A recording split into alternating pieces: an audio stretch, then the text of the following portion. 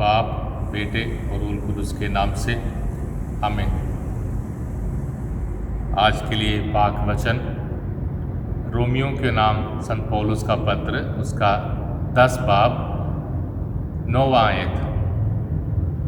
क्योंकि यदि आप लोग मुख से स्वीकार करते हैं कि यीशु प्रभु है और हृदय से विश्वास करते हैं कि ईश्वर ने उन्हें मृतकों में से जिलाया, तो आपको मुक्ति प्राप्त होगी। प्यारे भाइयों और बहनों, आगमन के काल में हमने प्रवेश किया है और आगमन हम सबों को इंतज़ार के लिए बुला रहा है। उम्मीद के साथ हमने इस आगमन को जीना है। यीशु ही हमारी उम्मीद है, यीशु ही हमारे लिए ताकत है, यीशु ही हमारे लिए नई ज़िंदगी है।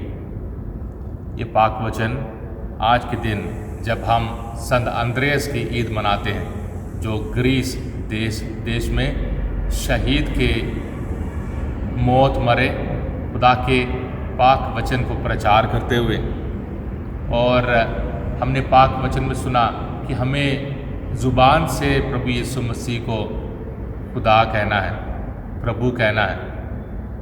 और ये दोनों कदम, ज़ुबान से प्रभु यीशु मसीह को प्रभु स्वीकार करना और दिल से विश्वास करना कि खुदा बाप ने उसे मौत से ज़िंदा किया, मुर्दों में से ज़िंदा किया।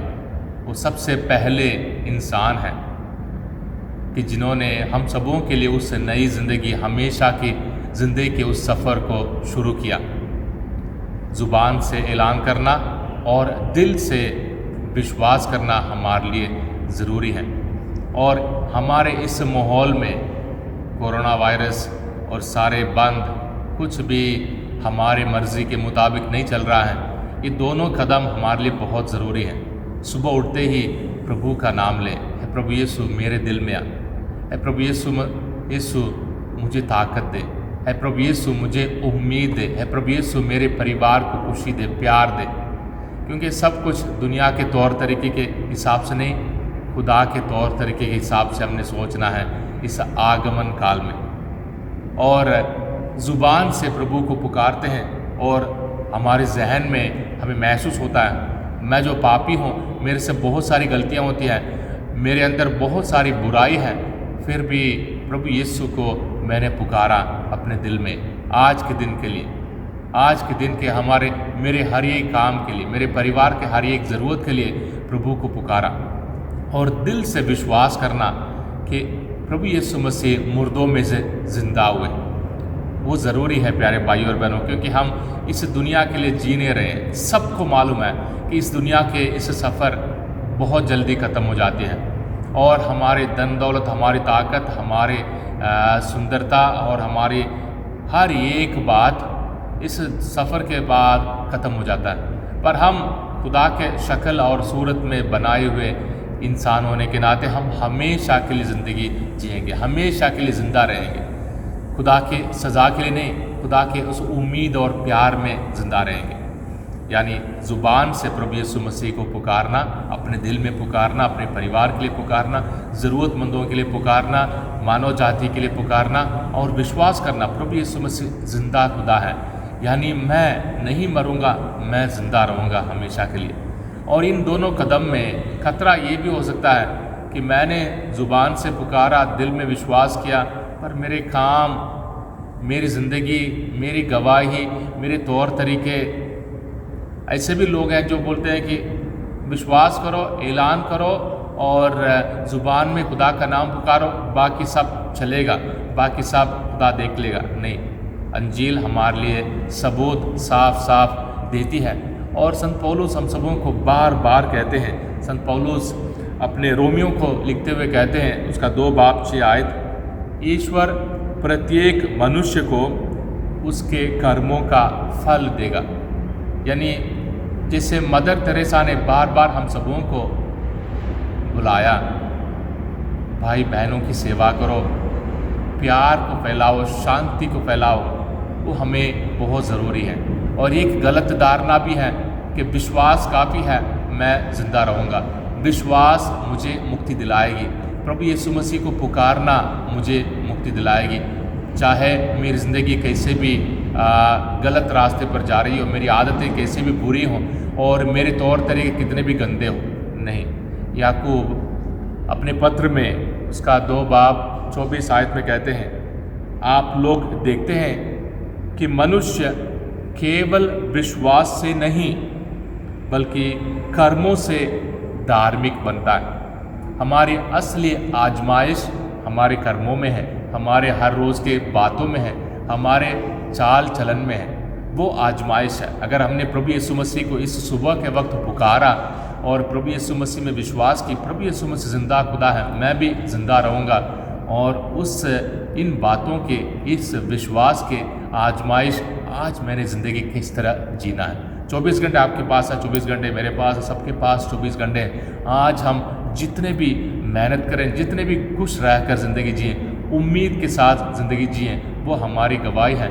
वो दूसरों को वो खुशी एक बरकत के तौर पर मिल सकता है। संत अंद्रयास एक खुदा के शागिर्द थे। इनकी खास बात यह है कि जो उन्होंने खुदा में देखा, उन्होंने तुरंत दूसरों को जाकर बताया, दूसरों को अपने पास लाया। और अंजील कहती है कि यूहन्ना की अंजील में जब उनको प्रभु यीशु मसीह के साथ बातें करने से, प्रभु यीशु मसीह की उस खासियत को पहचानने से, प्रभु यीशु मसीह के ज़िंदगी देने वाले तौर तरीके को पहचानने से तुरंत वो जाकर अपने भाई को ले आते हैं, अपने भाई सिमोन को ले आते हैं, जो पतरस कहलाएगा, प्रभु यीशु मसीह के पास ले आता है। जब प्रभु यीशु मसीह प्रचार करते हैं और सारी भीड़ भूखी बैठी है, तो अंद्रयास जाकर एक लड़के को ले आते हैं जिसके पास रोटी और मछली है। यानी प्रभु यीशु मसीह के पास ले आना, यानी प्रभु यीशु मसीह के संदेश को दूसरों तक पहुंचाना।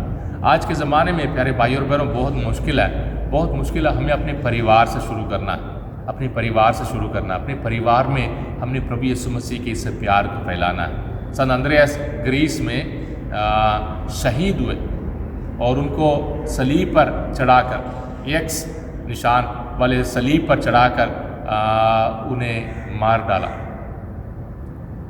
आजकल मरना आसान है, जीना बहुत मुश्किल है।